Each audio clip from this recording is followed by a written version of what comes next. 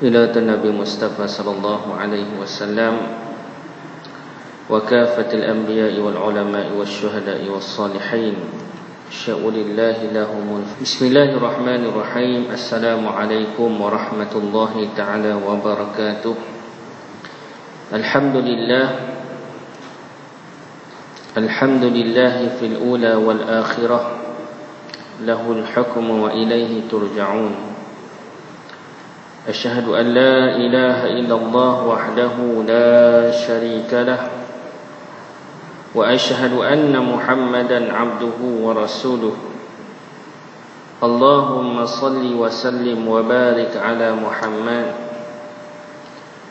طب القلوب ودوائها وعافية الأبدان وشفائها ونور الأبصار وضيائها وعلى آله وصحبه أجمعين. سبحانك لا علم لنا إلا ما علمتنا إنك أنت العليم الحكيم. رب اشرح لي صدري ويسر لي أمري واحلل عقدة من لساني يفقه قولي. رب زدنا علما وانفعنا بما علمتنا إنك أنت العليم الحكيم. ولا حول ولا قوة إلا بالله العلي العظيم. أما بعد، فيا عباد الله اتقوا الله. أوصيكم ونفسي بتقوى الله وطاعته لعلكم تفلحون. Alhamdulillah, syukur kita kepada Allah. Dengan izinnya pada malam ini berkesempatan kita untuk sama-sama kita meneruskan kuliah bulanan kita. Dan insya-Allah pada malam ini kita akan sambung perbincangan di dalam bab zikir dan juga doa, yang mana kita telah menghuraikan berkenaan dengan kelebihan bermunajat dan juga kenikmatan yang bakal kita dapat, khususnya apabila kita bermunajat kepada Allah Subhanahu wa taala pada waktu tengah malam. Dan pada malam ini kita akan sambung pembahagian waktu malam menurut pandangan dan juga kajian Imam Al-Ghazali rahimahullah. Pembahagian waktu malam di sisi Imam Ghazali rahimahullah, qala al-musannifu rahimahullah wa nafa'ana bi'ulumihi fid darain amin. Menghidupkan malam, yakni memenuhkan waktu-waktunya dengan amalan-amalan ibadat, ada 7 peringkat. 7 peringkat waktu malam ni. Yang pertama, menghidupkan sepanjang waktu malam. Yang dapat memenuhinya ialah orang-orang yang kuat keazamannya, yang benar-benar telah menetapkan dirinya untuk beribadah kepada Allah, dan ia merasa lazat pula dalam munajatnya kepada Allah Azza wa Jalla. Kerjanya itu menjadi semacam makanan bagi jiwa dan kehidupan bagi hati. Sebab itu mereka tidak merasa letih atau lelah untuk beribadat di sepanjang malam, manakala tidurnya ditukarkan pada waktu siang pula. Dikatakan ada sebanyak 40 tabi'in terkenal dengan amalannya dengan cara ini. Ini ada sebahagian daripada ataupun sebilangan manusia, mereka ini menghidupkan sepanjang malam. Sepanjang malam, mula waktu maghrib sampailah subuh, dan mereka tidur waktu siang. Baik, Malaysia tak pernah jumpa. Tapi di mana orang yang macam ni masih wujud? InsyaAllah kalau tuan-tuan, kalau Syria tu aman dah, kita boleh pergi tengok orang di Syria. Sebab ada di kalangan anak murid ataupun orang yang seguru dengan guru saya ni mengaji di Syria. Dia ni orang Lebanon, kemudian dia ditugaskan untuk menjadi mubaligh di Kanada. Guru saya ni bercakap Inggeris, orang Lebanon cakap Arab, dia cakap Inggeris, dan dia belajar di Syria sebelum dia masuk Universiti Azhar. Baik, dia ada satu kawasan ataupun tempat pengajian dia tu memang dah jadi satu budaya orang di sana. Kalau tuan-tuan biasa dengar Halab namanya, satu tempat di Syria, Halab. yang jauhnya lebih kurang 200 km daripada kota Damsyik. Dia masuk ke dalam sikit. Dan orang-orang di situ banyak yang mengamalkan dan menghidupkan sunnah Rasul sallallahu alaihi wasallam. Malam bagi mereka adalah siang.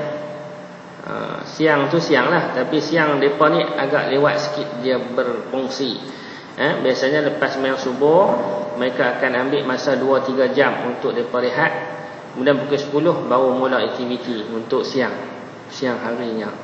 Malam mereka penuhkan dengan ibadat dan masjid mereka hidup waktu malam. Kalau Ramadan 24 jam lah.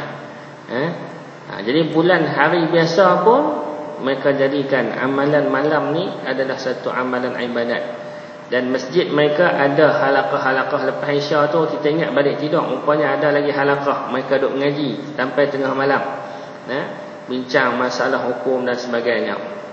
Itu satu kelompok manusia yang mendapat kelazatan dengan menghidupkan malam.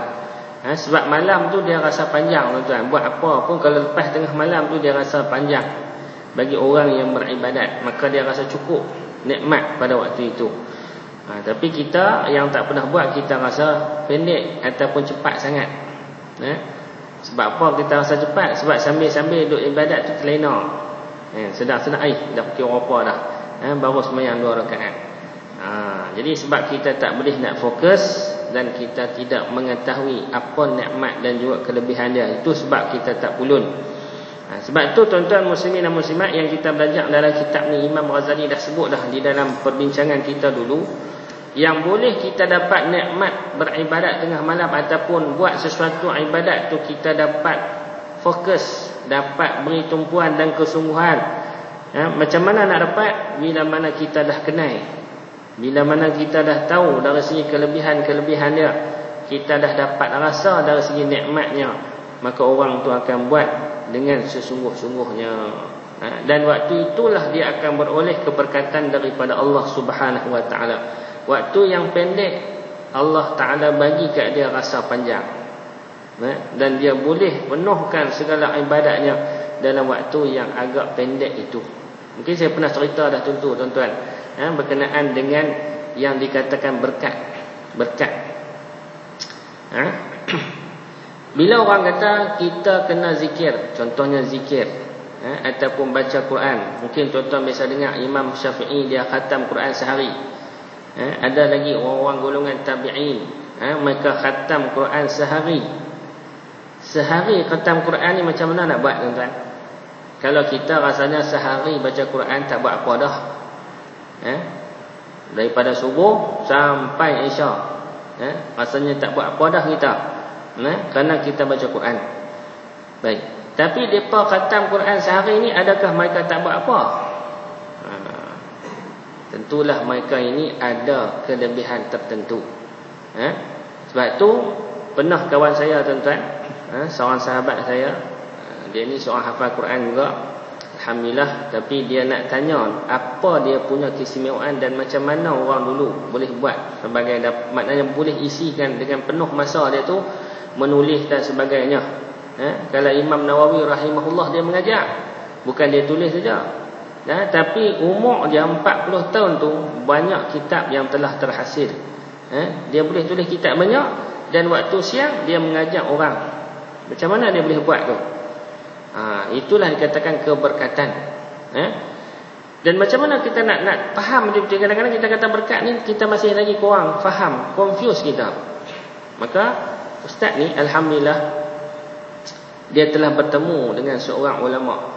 Sebab dia punya sifat, kawan saya ni tuan-tuan, dia ni memang bawa jemaah buat haji dan umrah. Setiap kali dia pergi di Masjidil Nabawi ataupun Masjidil Haram, dia akan doa minta jumpa dengan ulama-ulama besar. Ulama-ulama besar, pengarang-pengarang kitab besar zaman ni lah. Alhamdulillah Allah Ta'ala izinkan dia bertemu dengan golongan-golongan ni.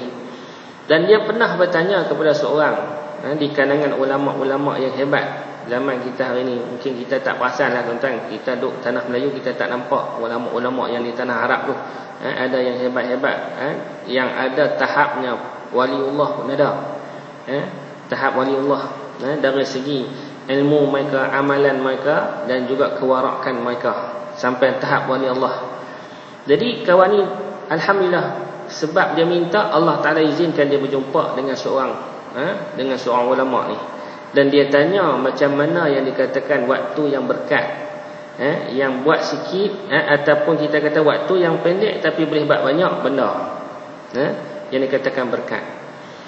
Maka Tuan Guru tu kata, berkat ni sebenarnya macam spring. Setiap orang dia dapat tempoh waktu yang sama. Spring, besar tu lah kita dapat sama besar. Tengok kalau kawan tu usaha nak tarik panjang, dia akan rasa lama walaupun dia dapat benda yang sama. Tapi kalau spring tu dia tak guna, dia hanya pegang tengok tera tu je lah. Tapi kalau dia rungkai, dia tarik, dia akan lagi panjang. Walaupun sejam, tetapi bagi orang yang usaha dan istiqamah, dan di samping mereka itu ikhlas dalam ibadat mereka, maka mereka diberi satu perasaan ataupun suatu tempoh yang panjang bagi mereka, walaupun yang tu hanya sejam saja bagi nilai manusia, tetapi mereka boleh buat dalam tempoh yang banyak ataupun benda yang banyak. Okey, kawan saya ni tak apa nak faham, tak apa nak faham. Saya habaq kat tuan-tuan pun tuan-tuan tak apa nak faham. Sama macam kawan tu juga. Baik, last sekali dia nak buat lagu mana ni, dia tanya Syekh tu, lagu mana nak buat ni, saya tak apa nak faham ni. Tuan Syekh habaq bagi spray ni, tahulah tarik spray ni pun semua tu macam mana dia tu dapat rasa. Lagu ni lah dia kata, lah ni hang buat sesuatu istiqamah. Okey, sekarang ni hang boleh apa istiqamah dalam ibadat. Dia kata saya hafal Quran. Okey, sekarang ni cuba kamu buat hafal Quran. Okey, dalam sejam kamu boleh dapat berapa juzuk? Biasanya dia kata kalau saya baca biasa, sejam boleh dapat hampir 2 juzuk.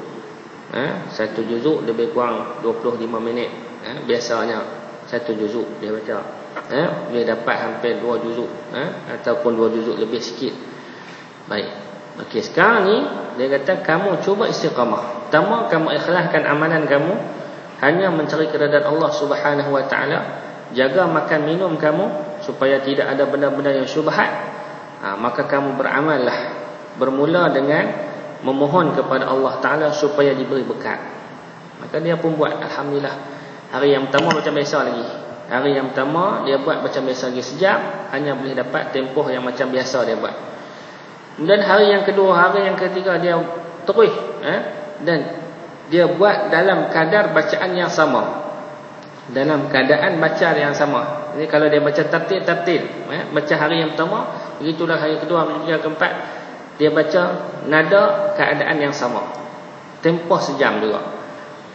Alhamdulillah, selepas dia buat lagu tu tuan-tuan, makan masa lama sikit lah, 2-3 minggu, hampir sebulan. Sejam tadi dia dah boleh berginjak daripada 2 juzuk menjadi 3, kemudian menjadi 4, menjadi 5, dengan 1 jam yang dia buat tadi ni, dengan istiqamah waktu dia, dengan dia jaga dari segi ikhlas niat dia jaga dari segi makan minum dia, maka waktu sejam tadi dia boleh hampir 5 juzuk dia baca.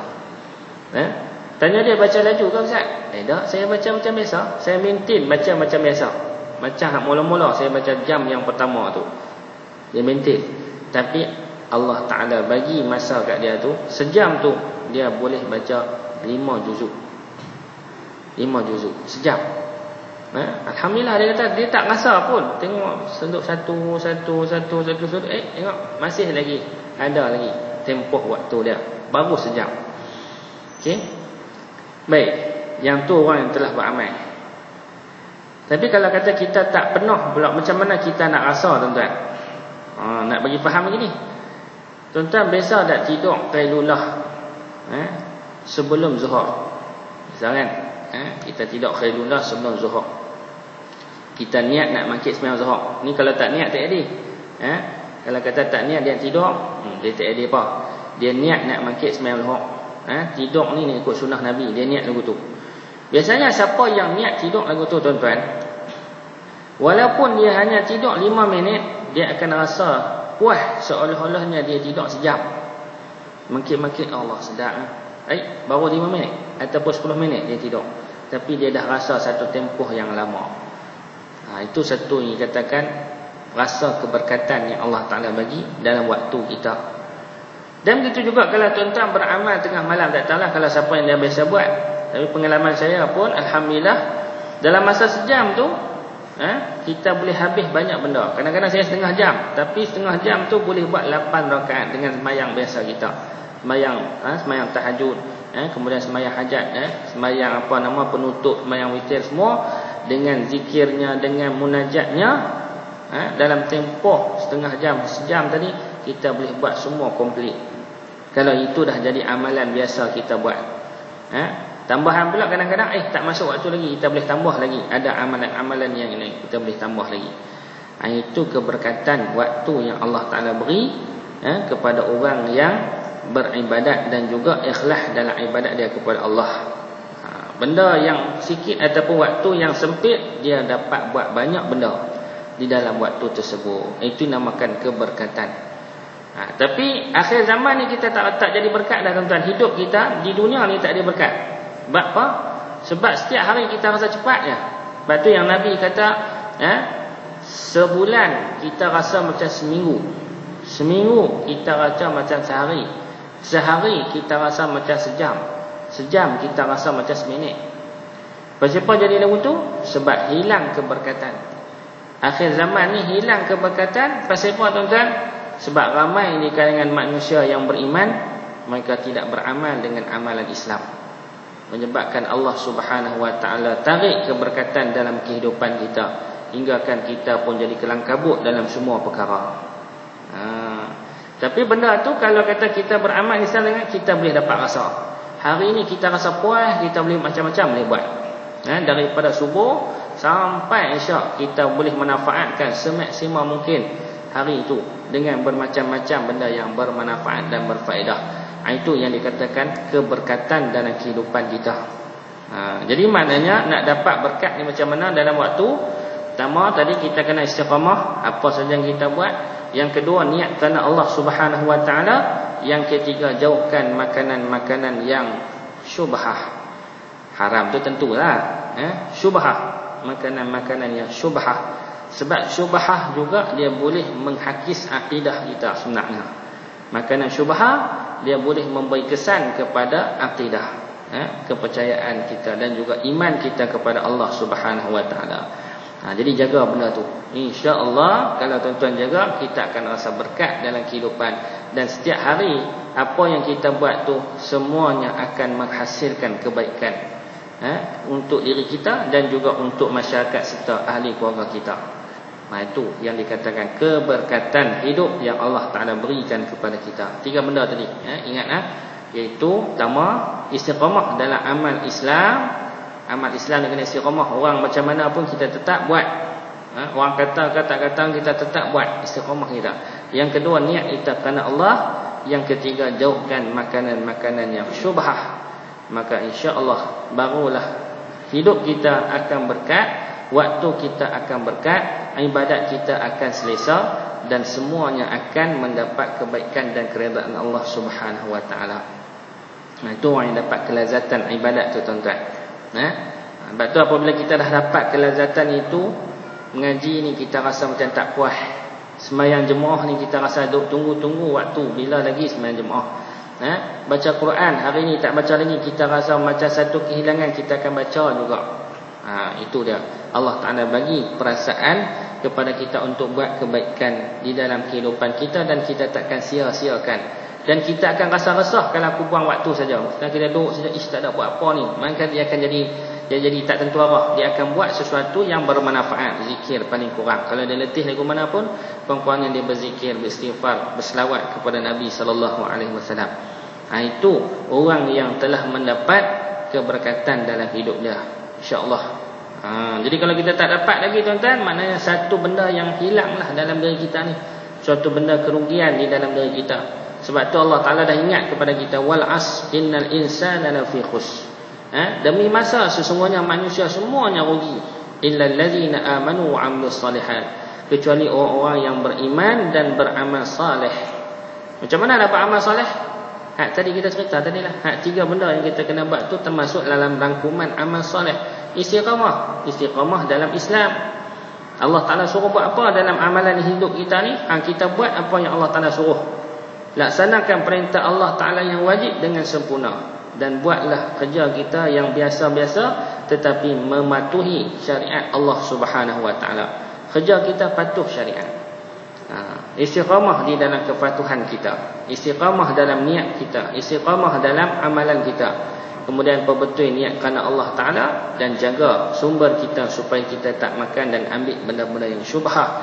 Maka insya-Allah akan ada keberkatan dalam kehidupan kita. Baik, itu satu.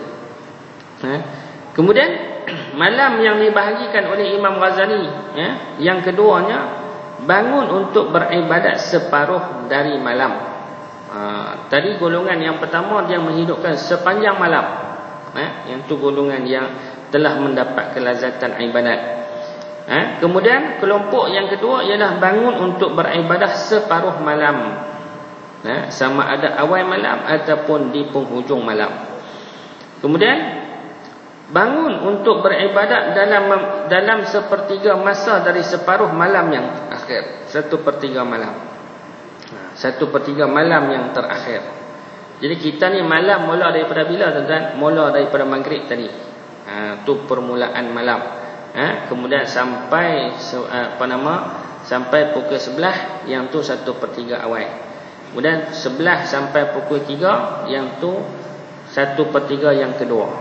Kemudian pukul 3 sampailah ke subuh, yang tu 1/3 yang ketiga. Jadi yang ni 1/3 yang ujung kita ambil daripada pukul 3 sampailah subuh. Yang tu separuh malam yang akhir. Baik. Kemudian yang keempat, bangun untuk beribadat dalam 1/6 malam yang terakhir ataupun 1/5-nya. 1/6, 1/5 ni berapa bila pula tuan-tuan? 2 jam. Dia kira 2 jam. Maknanya kita ambil yang akhir, mungkin 4 lah. 4/5. Sebab 6 dah masuk subuh. Kita mula pukul 4. Yang tu kira 1/5 ataupun 1/6. Kita ambil yang tu saja, kita ambil sejam ujung saja kita beribadat kepada Allah Subhanahu Wa Taala. Okey, yang tu pun termasuk dalam orang yang menghidupkan malam juga. Baik. Kemudian yang kelima, tidak menurut cara yang telah lalu. Dia tak ambil awal, dia tak ambil ujung. Dia tidur kemudian bangun malam pada bila malam masa yang tidak tetap waktunya. Dia tidur. Lepas Isyak dia tidur. Tak kira jam dia mangkit-mangkit tu terus dah ibadat. Sebenarnya kalau kata kita dah tidur pukul 9, sedap pukul 11 dah boleh makan mayang tahajud dah. Waktu tu sebenarnya. Yang penting tidur dulu. Tidur dulu kita mangkit semayang. Tapi yang terbaik lepas tengah malam baru afdal. Tapi kalau nak ikut hukum, boleh semayang tahajud ni tidur dulu kemudian kita mangkit semayang. Boleh dah. Itu dia. Tapi selepas Isyak lah. Dia cerita tahajud ni selepas Isyak. Sebelum Isyak tak boleh lagi. Sebab tak masuk waktu lagi tahajud tu. Jadi macam lah ni, kalau tuan-tuan nak semayang tahajud, tadi lah. Dia lepas semayang Isyak. Kemudian kita tidur dulu. Dan yang terbaiknya lepas tengah malam. Yang tu barulah dikira tahajud. Tapi dalam bab semayang sunat ni tuan-tuan, di dalam kitab Bidayatul Hidayah Imam Ghazali punya juga, ada kelebihan di dalam hadis-hadis Nabi SAW. Iaitu orang yang semayang Isyak 4 rakaat. Ialah Isyak yang 4 rakaat yang wajib. Kemudian selepas itu dia semayang sunat Isyak ba'diyah. Kemudian dia semayang pula 4 rakaat. Semayang 4 rakaat pula. Yang tu dah dikira orang menghidupkan malam dia dengan solat sunat. Kemudian kalau dia boleh semayang tasbih, semayang apa lepas Isyak tu, yang tu dikira orang yang menghidupkan malam. Sebab tu yang kita sembahyang di dalam bulan Ramadan, sembahyang apa nama? Tarawih tu tuan-tuan, lepas sembahyang Isyak. Sebab yang tu dikira kita menghidupkan malam-malam Ramadan. Itu dia. Yang tu dikira kita hidup pada 1/3 awal. 1/3 awal siang, awal malam. Yang tu dikira Ihya Ramadan. Itu namanya Ihya Ramadan sebab kita sembahyang tarawih itu selepas Isyak. Sebab tu sembahyang tarawih ni tak dikira kalau sekiranya kita tak sembahyang Isyak lagi. Dia kena sembahyang Isya dulu, baru dikira boleh kita buat sembahyang sunat-sunat yang lain. Maka solat sunat yang lain itu dikira sebagai ihya, lailah, menghidupkan malam. Jadi kalau kita tak mampu nak bangkit tengah malam, lepas sembahyang Isya kita buatlah sembahyang sunat apa? Boleh kita sembahyang tasbih, boleh kita sembahyang hajat. Jadi dah dikira kita menghidupkan malam itu. Kalau kita rasa tak mampu nak bangkit tengah malam. Okey. Tapi tahajud macam mana tuan-tuan? Tahajud ni dikira orang yang tidur dulu baru bangkit. Tahajud tu secara umum, fatahajjat bihi nafilatan lak tu, maksud ulama tafsir mengatakan tahajud di sini ialah sembahyang yang disembahyangkan ataupun orang yang sembahyang tu lepas tidur tengah malam, yang tu namanya tahajud. Kalau tuan-tuan sembahyang hajat tengah malam, namanya tahajud. Walaupun kita niat sembahyang hajat, tetapi dalam kategori tahajud. Sembahyang apa lagi? Sembahyang tasbih tengah malam, yang tu dalam masuk kategori tahajud yang Allah Taala sebut fatahajjat bihi nafilatan lak tu. Itu kata sebagian ulama tafsir yang dikatakan tahajud. Maknanya apa saja sembahyang sunat tengah malam selepas tidur namanya tahajud. Mudah cakap lagu tu. Ataupun kalau kata kita nak niat usolli sunatan tahajudi, dia termasuk dalam kategori sembahyang sunat mutlak. Yang tu kategori dalam sembahyang sunat mutlak. Dan dikira tahajud. Sembahyang hajat tahajud, sembahyang tasbih tahajud. Kayak mulai kita sembahyang tahajud lah. Yang tu terkategori sembahyang sunat mutlak. Maknanya nama tahajud tu ialah sembahyang yang kita bangun selepas tidur di waktu tengah malam. Fatahajjat bihi nafilatan lak. Itu kata sebagian daripada ulama tafsir. Ada sebagian kata lagi tahajud tu tahajudlah. Sunat lain lah. Tu ada kata lagu tu. Tak apalah. Yang penting ada yang termasuk dalam kategori maksud tahajud tu. Kalau orang tanya tahajud tu apa dia? Kita tidur dulu baru kita bangkit sembahyang. Yang tu namanya tahajud. Kalau kita tak tidur lagi sembahyang tengah malam, yang tu sembahyang tak dikira tahajud lagi. Sebab kita tak tidur lagi. Tak tidur lagi. Tapi kalau kita sembahyang sunat, kiralah dapatlah macam kita sembahyang awal lepas Isya tadi ni. Macam sembahyang tarawih, dia kira dalam kategori itu. Dia kira dalam kita menghidup juga malam tu dengan sembahyang-sembahyang sunat yang tertentu. Tapi kalau kita niat sembahyang tahajud juga, dia masuk dalam kategori mutlak. Bukanlah batal, bukanlah tidak sah, tetapi dia masuk dalam kategori sembahyang mutlak. Dia tak termasuk yang Allah Taala kata fatahajjat bihi nafilatan lak tadi, sebab dia tak tidur lagi. Itu saja perbezaan dia, tuan-tuan. Jadi maknanya afdal tahajud ni ialah kita tidur dulu, kemudian baru kita bangkit untuk bersolat. Nabi pernah buat banyak kategori, tuan-tuan. Ada yang Nabi buat dia tidur sat, dia bangkit tengah malam, dia tidur balik, kemudian sembahyang subuh. Ada pernah Nabi buat tidur sat, kemudian sebelum subuh dia bangkit tahajud, tunggu sampai subuh. Banyak kategori yang Nabi pernah buat dalam hadis-hadis dia, tuan-tuan.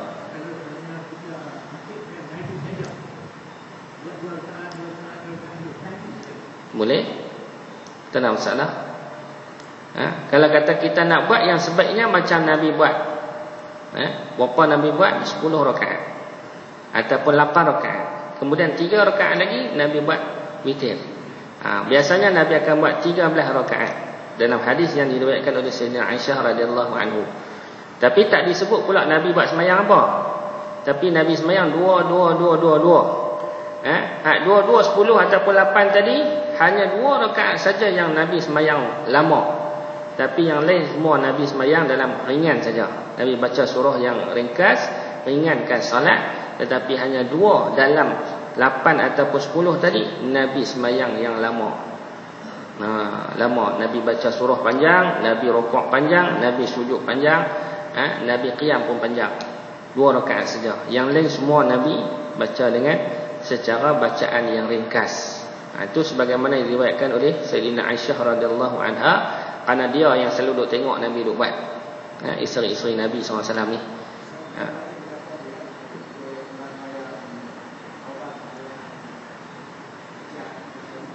Baik. Kalau kita nak ambil kelebihan, sebab solat-solat itu adalah solat-solat yang dianjurkan oleh Nabi. Kalau malam tu kita nak ambil 8 ataupun 10 rakaat, kita buat tahajud 2 rakaat. kemudian kita buat witir tasbih 4 rakaat, kemudian kita sembahyang hajat 2 rakaat, boleh. Yang penting kita dapatkan sunat sebagaimana Nabi buat 8 ataupun 10, kemudian kita tutup dengan sunat witir. Tak kira lah, kalau nak tahajud semua pun tak apa. Tahajud semua pun tak apa.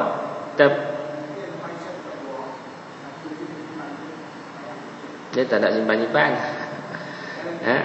Witir ni maknanya dia sembahyang witir adalah sembahyang ganjil.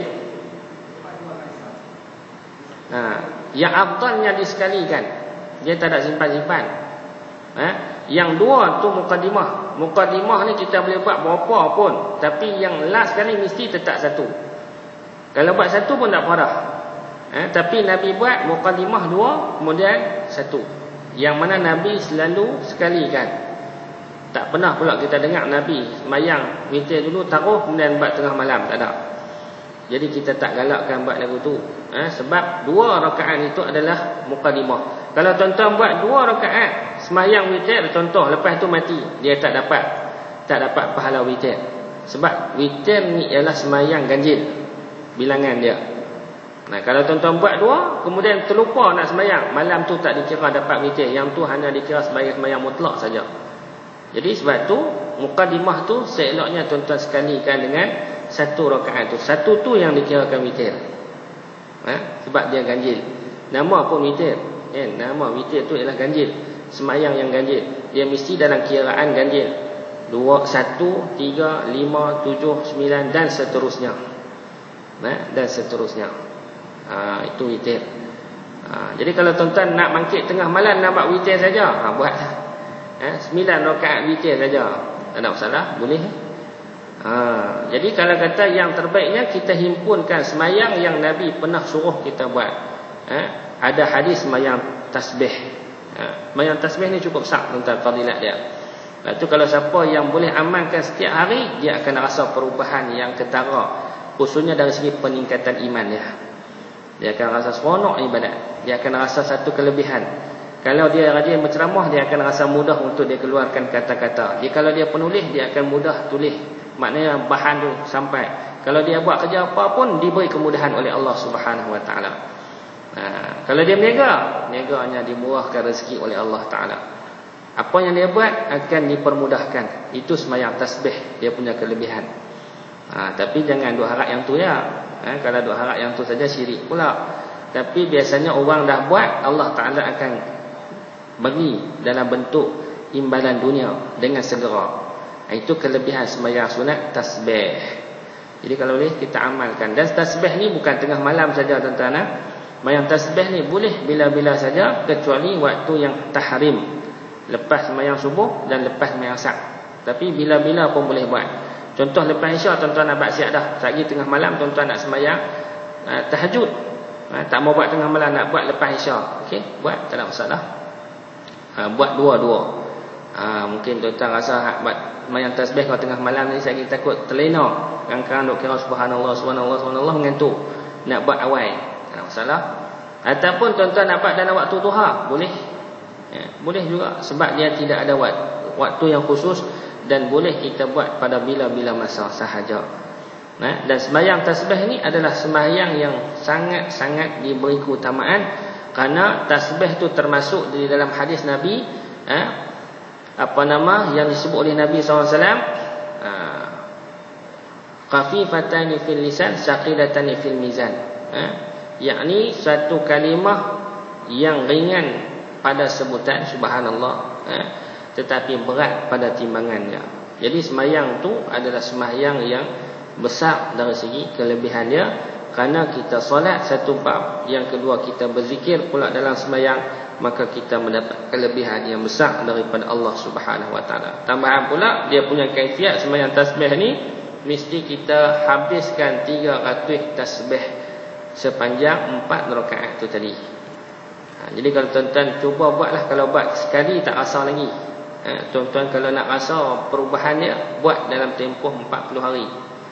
Boleh kita rasa apa perbezaannya sebelum tu dengan selepas kita buat. Nak cerita pun payah, kot tak sama kalau nak cerita tu. Tapi tuan-tuan buat, tuan-tuan akan dapat rasa. dia punya kelebihan dari segi fadilat dia, dan juga dia punya keajaiban yang Allah Ta'ala nak beri kepada seseorang yang beramal dengan izin Allah Subhanahu Wa Ta'ala. So maknanya mayang tengah malam kalau tahajud saja, ahlan wa salam, boleh. Kalau kita nak masukkan dengan sembahyang-sembahyang sunat yang lain, hajat dan sebagainya, pun boleh. Dan satu lagi sembahyang yang digalakkan kepada kita selain sembahyang tasbih, tahajud, hajat, iaitu sembahyang istikharah. Istikharah pun sunat untuk kita amalkan setiap hari. Orang kata istikharah bukan nak minta apa-apa. Yalah, memang setiap hari kita ada buat urusan yang kita berada di atas persimbangan nak minta petunjuk yang baik ataupun buruk, kita buat pilihan. So maknanya hari-hari kita minta kepada Allah, mengaku, ya Allah, aku ni jahil, tunjukkanlah jalan sesuatu supaya aku ni berada di atas landasan keredaan-Mu, ya Allah. Berikanlah aku pilihan yang betul di dalam aku buat pilihan. Itu tujuan kita sembahyang istikharah. Dan sembahyang istikharah inilah yang Nabi SAW selalu juga amalkan. Macam mana punca istikharah ni wujud? Sebab zaman dulu, zaman para sahabat ni tuan-tuan, waktu awal Islam, dah jadi budaya orang Arab nak buat apa pun dia suka tenung nasib. Dia bubuh di dalam cawan tu, macam lidi ni. Ada lidi pendek, ada lidi panjang, apa semua adalah dia punya tanda-tanda tu. Dia pergoncang. Yang mana jatuh, dia ambil yang tu. Dia ada niat lah hari ni nak buat ke tak buat, apa nak buat ni, dia goncang-goncang, dia tengok, ni tak boleh buat hari ni. Dia tenung nasib di situ. Itu yang Allah Ta'ala kata haram. Dan sekali Allah Ta'ala wahyukan kepada Nabi cara yang terbaik untuk ganti tenung nasib ni, sebab dah jadi satu budaya Arab, iaitu sembahyang istikharah. Nabi suruh buat sembahyang istikharah. Sebab kita nak minta kepada Allah, Tuhan yang menentukan segala hajat kita. Jadi bolehnya kita sembahyang tengah malam tu juga dengan satu lagi sembahyang istikharah. Kita minta Allah Ta'ala berikan pilihan yang baik. Esok ni kita bangkit pagi ataupun subuh kita ni, mula-mula daripada hari pagi tu sampailah malam semula, sentiasa di dalam petunjuk Allah Subhanahu Wa Ta'ala. Istikharah ni bukan takat nak nikah ya tuan-tuan. Istikharah ni semua perkara kita perlu istikharah. Istikharah ni sinonim. Kalau kata istikharah, orang dah nampak nak nikah, nak pilih pasangan hidup. Bukan yang tu ya. Dia termasuk semua perkara yang kita nak buat pilihan. Tapi istikharah ni tuan-tuan, bila kita dah dapat petunjuk daripada Allah, jangan terbiang tak terima pula. Ni ada satu kes. Kes orang mayang istikharah nak minta petunjuk Allah lah. Sebenarnya orang perempuan, dia mai bagi tahu, dia mengadu macam mana nak buat, dia dah silap, dia kata. Dia buat pilihan yang salah. Dulu dia minta istikharah, tapi Allah Ta'ala bagi jawapan tu, jawapan yang dia dapat rasa, jangan pilih yang dia nak tu, tapi dia pasal cinta punya pasal, dia ambil juga. Kemudian lepas dia menikah, tak pernah aman. Jadi dia mai tanya, macam mana ustaz nak buat ni, nak selesaikan masalah ni. Saya nak bayar balik kifarat saya ni. Nak bayar lagu mana, anda pilih yang salah, kan? Tak ada kifarat. Kalau sumpah memang ada, tapi tak ada kifarat apa-apa, sebab cuma salah pilih lah. Itu akibat dia. Jadi nak minta cerai ke apakah, itu terpulang.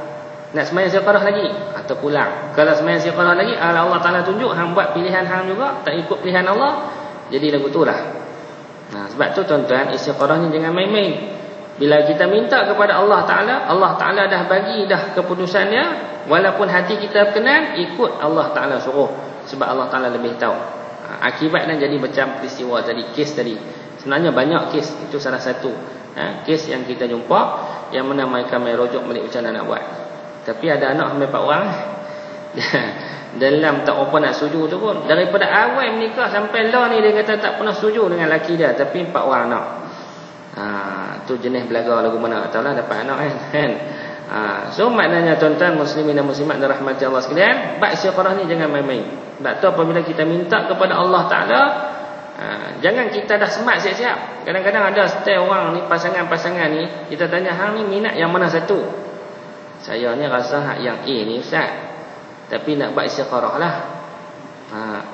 Dan dah buat istikharah, tak nampak hak A tu. Ustaz, saya main istikharah betul tak ustaz?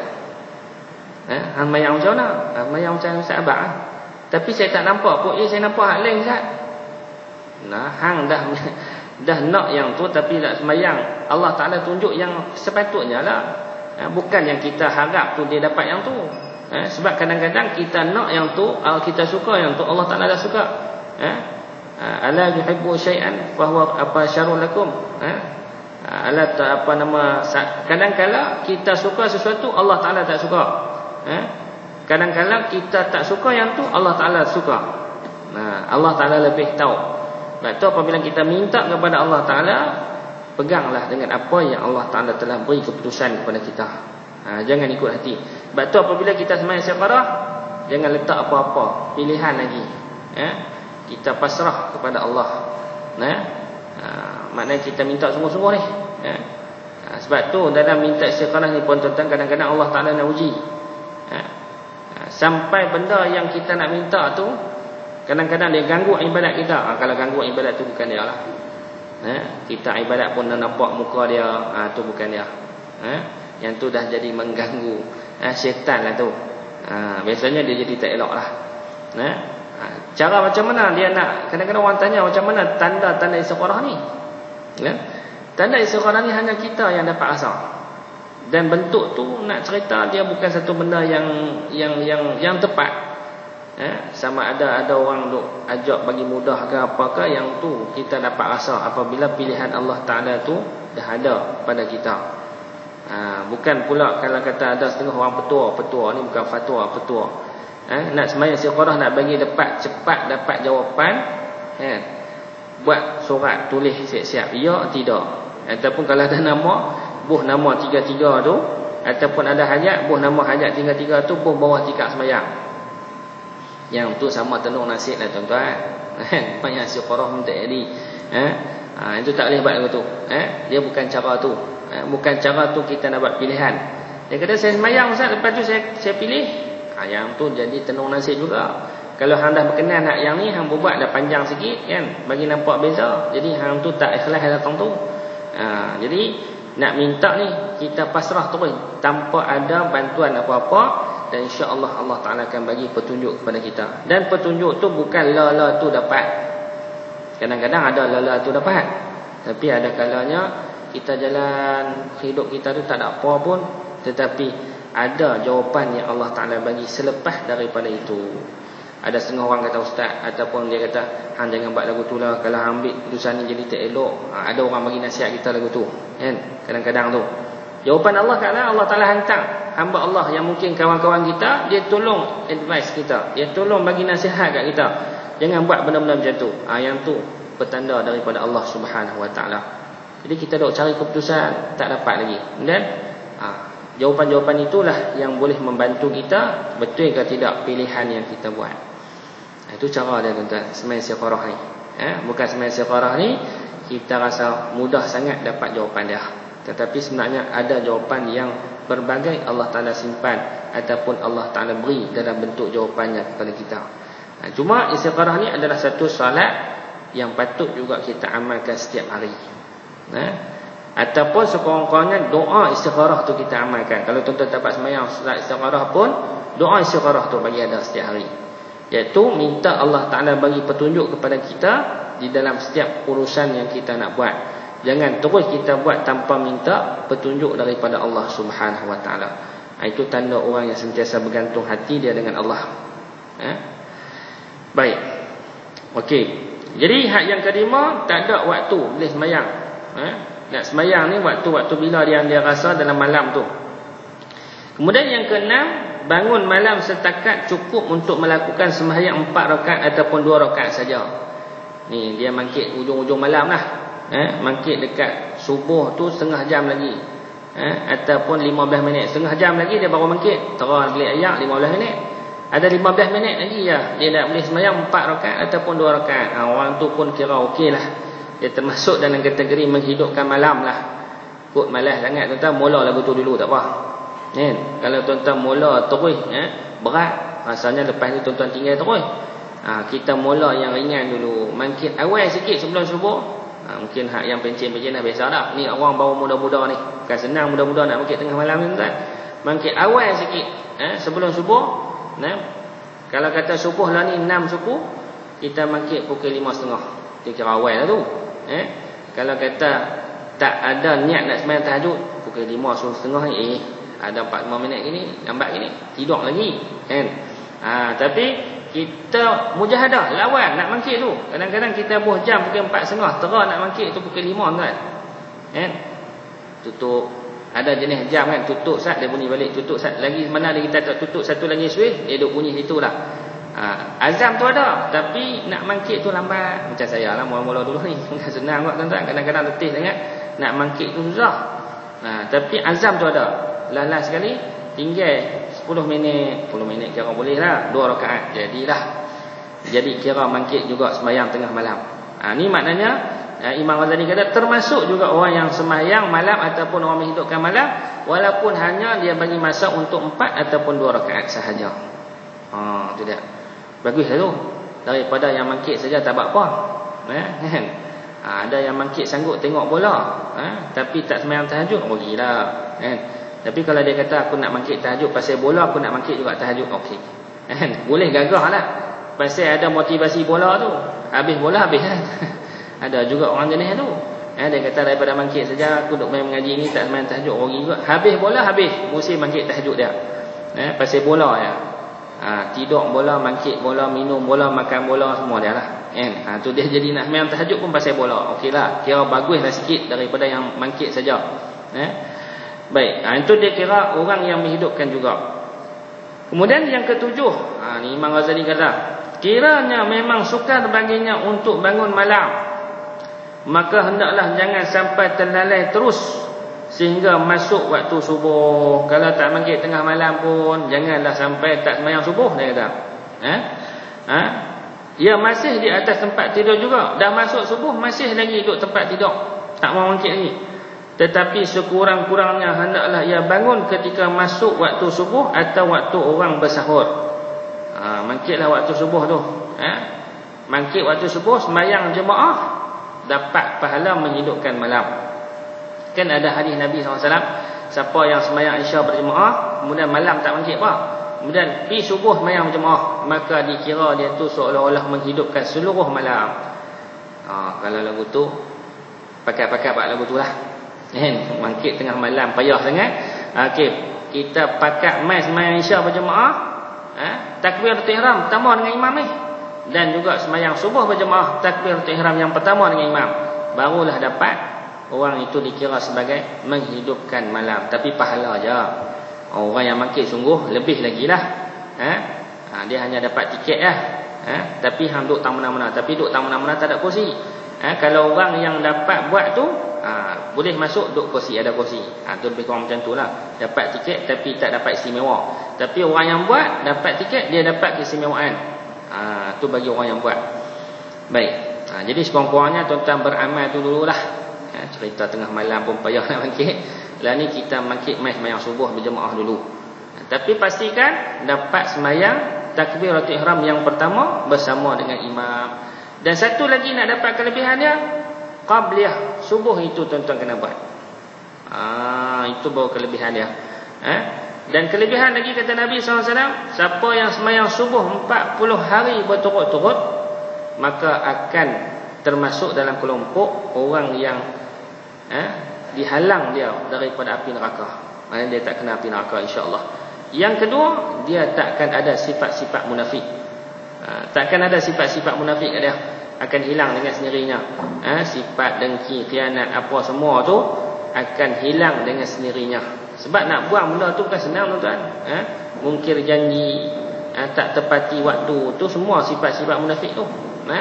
Tapi kita nak buang tu macam mana? Dengan cara tu tadi. Dengan cara kita mengutamakan hak Allah. Dan kalau boleh kita jaga subuh pada awal waktu tu, insya-Allah Allah Ta'ala akan bantu kita untuk menghilangkan sifat-sifat yang jahat di dalam diri kita. Baik, itu dia. Jadi ada 7 cara. Pertama, kita bangun sepenuh malam. Yang kedua, separuh malam. Yang ketiga, sepertiga malam. Yang keempat, 1/6 ataupun 1/5 malam. Yang kelima, ambillah mana-mana yang kita rasa nak mangkit, awal ke, ujung ke, tengah ke, dia buat juga sembahyang malam. Kemudian Dia bangkit yang ke-6 ni bangkit hanya untuk dapat 2 rakaat saja sebelum subuh. Kira okeylah tu. Ataupun dia bangkit saat kencing. Bangkit kencing, terlampau sangat nak kencing. Allah, bangkit kencing ni ambil wudu. Mengantuk dah pula sembahyang 2 rakaat, tidur balik. Okey, dia pun dapat jugalah. Untuk sembahyang 2 rakaat atau 4 rakaat saja. Dan yang ke-7 ni kira kita lah. Yang ke-7 ni kalau tak boleh langsung, kita kena usaha sembahyang Isya berjemaah dan sembahyang subuh berjemaah, maka insya-Allah kita dikira orang yang menghidupkan malam juga, insya-Allah. Baik. Kemudian ada pun bangun di waktu malam yang dilakukan oleh Rasulullah sallallahu alaihi wasallam, maka caranya tidaklah tetap dalam tertib yang sama. Yang kita cerita tadilah, Nabi bukan buat macam bangkit ke-3 selalu, Nabi macam-macam kaedah dia. Ada yang mangkit awal, ada yang mangkit ujung, ada yang mangkit tengah, ada yang dia tidur balik, ada yang tak tidur dah, ada yang tak tidur langsung. Itu sifat Nabi SAW ni. Tetapi ada kalanya baginda bangun separuh malam, dan ada kalanya sepertiga malam, dan ada kalanya 2/3 malam, dan ada juga 1/6 malam. Dan hal ini berbeza antara satu malam dengan malam-malam yang lain. Perkara ini dipandukan kepada ayat Al-Quran dalam 2 tempat, iaitu kata Allah Subhanahu wa taala dalam surah Al-Muzammil, inna rabbaka ya'lamu annaka taqumu adna min sulusayil laili wa nisfahu wa sulusah. Sesungguhnya Tuhanmu mengetahui bahawa engkau bangun mengerjakan sembahyang kurang dari 2/3 malam, ada pula separuh malam dan sepertiganya. Maknanya Allah Ta'ala tetap nilai kita tu. Sebab tu Imam Ghazali bagi kepada 7 tadi ni, dasarkan kepada apa yang pernah Nabi buat. Maka kalau kata kita pernah ambil ataupun kita buat mana-mana satu daripada 7 sifat tadi, maka kita termasuk dalam kelompok orang yang dikira Allah Ta'ala sebagai orang yang berusaha untuk menghidupkan malamnya dengan ibadah kepada Allah. Baik. Perkataan kurang dari 2/3 malam dalam ayat di atas seolah-olah maksudnya ialah separuhnya, dan separuh dari 1/6. Separuh dari 1/6 sikitlah. Separuh daripada 1/6 nak kira lagu mana tuan-tuan? Dia dapat 2 rakaat je lah. Itu yang kita kata, Imam Ghazali kata dapat 2 rakaat saja. Dia bangkit untuk sembahyang 2 rakaat saja tengah malam tu. Baik. Jadi hampir mendekati 1/3 dan 1/4. Jika kalimat di atas itu diberikan baris fathah yang di atas, maka maksudnya ialah separuh malam dan 1/3-nya. Yang disebut apa nama tadi ni, wa nisfahu, dengan fathah, maksudnya separuh malam. Berkata Siti Aisyah radhiyallahu anha, Rasulullah SAW bangun dari tidur apabila baginda mendengar kokokan ayam. Madinah ada ayam tuan. Zaman ni tak ada lah. Kalau dulu pi ada ayam lah. Ayam. Baik. Dan ini bermakna, ini maknanya 1/6 malam dan kurang sedikit daripadanya. Ayam selalu bunyi kira apa tuan? Kira 4. Kalau contoh rajin untuk tengok ayam, bila ayam bunyi tengok jam. Biasanya dalam pukul 4 lebih kurang. Waktu tu sebab dia dah nampak dah, satu sinar naik kat langit tu. Dia nampak macam siang. Ayam ni dia rabun. Dia tengok nampak cahaya, dia kukuk, dia rasa siang dah. Yang tu permulaan sebelum subuh. Waktu tu Nabi selalu bangun. Nabi selalu bangun dalam pukul 4 lebih kurang macam tu. Itu kata Sayyidina Aisyah radhiyallahu anha. Waktu tu tak ada jam lah tuan-tuan. Waktu tu memang tak ada jam. Cuma depa tengok waktu tu kepada matahari. Jam matahari. Jam matahari bukan boleh kita tentukan macam kita pukul 10, 11, 12 tu. Yang tu tak tentu. Sebab waktu tu mengikut kepada keadaan masa. So maknanya bolehlah kita katakan kukukan ayam yang Nabi bangkit tu lebih kurang pukul 4 pagi waktu kita. Lebih kurang macam tu. Jadi bolehlah kita beramal sebagaimana Rasulullah SAW laksanakan. Sama ada dalam keadaan hadir ataupun bermusafir, Nabi tetap untuk melakukan solat malam. Jadi kalau kata kita paling kurang tuan-tuan, tak boleh nak buat sembahyanglah sunat witir, jangan tinggal. Kalau rasa kita ni tak larat dah malam ni, tak boleh mangkit apa pagi esok ni. Mangkit pun mungkin terlewat sikit, mangkit mungkin subuh azan tu baru boleh nak mangkit. Maka kita buat sembahyang witir siap-siap. Witir ni kalau seeloknya jangan tinggal, sebab Nabi tak pernah tinggal. Witir ni, yang tahajud mungkin Nabi pernah tinggal. Tapi witir Nabi tak pernah tinggal. Nabi suruh untuk kita buat. Baik, insya-Allah kita dapat amalkan benda yang telah kita fahami di dalam perbincangan kita. Insya-Allah kita akan sambung pula dalam pertemuan yang akan datang, kitab adab makan. Simple je cerita ni tuan-tuan, tapi yang ni lah usaha-usaha untuk kita nak mempertingkatkan takwa kita kepada Allah Subhanahu Wa Taala. Jadi kita nak tengok adab-adab macam mana yang kita nak jaga berdasarkan kepada ayat-ayat Al-Quran dan hadis-hadis Rasul sallallahu alaihi wasallam berkenaan adab-adab kita nak makan. Sebab apabila kita jaga adab ni tuan-tuan, tubuh badan sihat, akal pun cergas, ibadat pun mudah untuk kita buat. Jadi makan ni sebenarnya punca kepada kemalasan. Sebab tu saya pernah ingat lagi tok guru saya kata tuan-tuan, dulu saya hafal Quran, tak boleh hafal je, bila nak main tasmid duk sangkut. Dia kata hang ni makan banyak ni. Kita kata tak makan banyak, makan tak pernah cukup waktu tu tuan guru. Syekh Arab. Waktu saya ngaji di pusat Islam, Syekh Arab dah ada lah. Tasmid dengan depa. Dia kata ni hang ni banyak makan. Fikir balik aku makan apa, tak makan banyak ni. Kurus waktu tu memang kurus kering lah ni, ke badan besar sikit tuan. Tapi dia kata masih lagi hang ni banyak makan. Kutlah kita makan tu tak kena. Fikir balik lama-lama rupanya kita tak ikut aturan dia. Makan sebenarnya ada aturan dia, adab-adab dia. InsyaAllah kalau kita jaga adab-adab makan ni tuan-tuan, dia akan beri keringanan kepada ibadat. Hafal pun mudah masuk, ibadat mengaji pun mudah dapat. Itu kelebihan dari segi kita menjaga adab. Adab makan, adab tidur, adab belajar, semua mempunyai adab. Sebab tu Nabi SAW sebut dalam satu hadis Nabi, Addabani Rabbi fa ahsana ta'dibi. Allah Ta'ala mengajar aku adab dan Allah Ta'ala memperelokkan adabku. Maknanya adab tu penting. Dia adalah salah satu daripada sunnah yang ditekankan oleh Nabi SAW. Tapi masalahnya hari ini tuan-tuan, ramai di kalangan masyarakat Islam kita dah hilang adab. Adab dengan guru tak ada, adab kawan tak ada, adab berjiran tak ada, adab suami isteri tak ada, adab ayah kepada anak tak ada, anak kepada mak tak ada. Hilang adab habis. Baru ni dalam metro, anak tinggal mak di hotel. Pasal apa? Alasannya tak ada duit. Tak ada adabnya anak. Tak ada adab. Patutnya dia pergilah rujuk kawan adik-beradik dia. Nak jaga mak ni macam mana? Kalau kata tak ada duit pun, tiba-tiba pergi tinggal lagu tu je. Mana memang tak ada adab. Orang lah. Itu juga di sekolah, anak-anak kita tak ada adab. Lepas tu kalau kita kira bagus sikit, hantar anak kita pergi sekolah Islam. InsyaAllah adalah diajak daripada awal adab makan apa semua. Lepas tu anak saya tadi balik pergi ambil anak dia duk cerita sekolah dia.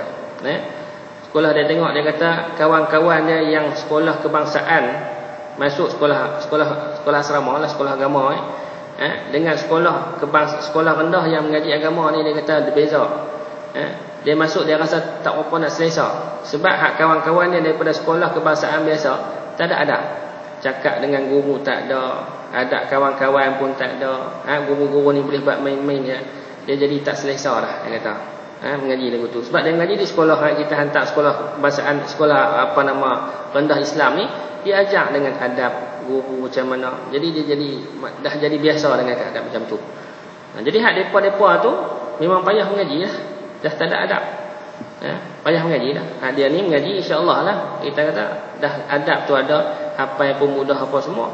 Mat surat dia dah hafal dah. Nak ajak hak kawan-kawan baru ni. Jadi depa ni susah nak hafal sebab tak ada adab. Itu puncanya tuan-tuan. Jadi kita pun kalau boleh kita mulakan diri kita sebelum kita melanjutkan usaha ini untuk anak isteri kita. Sebab orang lah ni dah tinggal dah benda tu. Adab tinggal, akhlak pun akan tercemar, akan runtuhlah akhlak tu tuan-tuan daripada diri kita.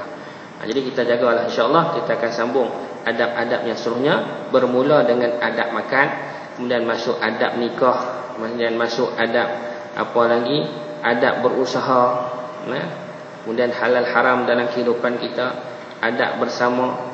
Itu insya-Allah kita akan tengok satu persatu dengan izin Allah Subhanahu wa taala. Yang baik itu daripada Allah Subhanahu wa taala, Yang kurang dalam waktu kelemahan saya sendiri, aqulu qouli hadza wa astaghfirullah wa billahi taufiq wal hidayah. Assalamualaikum warahmatullahi taala wabarakatuh. Al-Fatihah. A'udzubillahi minasyaitonir rajim.